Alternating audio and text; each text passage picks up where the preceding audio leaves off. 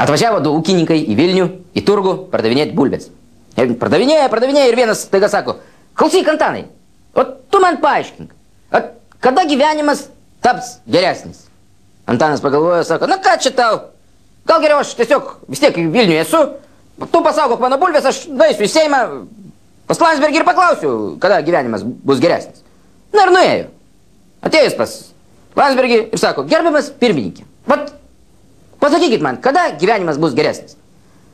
Na, pirmininkas susimastė, galvoja, kaip čia tau paprasčiau paaiškinus. Prisiveda kaimietį prie lango ir sako, va, matai, stovi mano limuzinas. Aha, matau. Nu va, sako, matai, šalia stovi Vagnoriaus limuzinas. Aha, matau. Nu va, kai šalia stovės ir tavo limuzinas, va tada ir bus geresnis gyvenimas. Na, kaimietis iškart parbėgo, kaimynas klausė, na, Antanai, sužinojai, kada gyvenimas bus geresnis? Nu, sužinojau. Nu, sakyk, kada?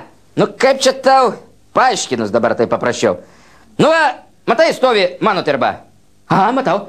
A va čia šalia stovi tavo terba. Aha, nu, matau. Nu, va, kai šalia stovės ir Landsbergio terba, va tada ir bus geresnis gyvenimas.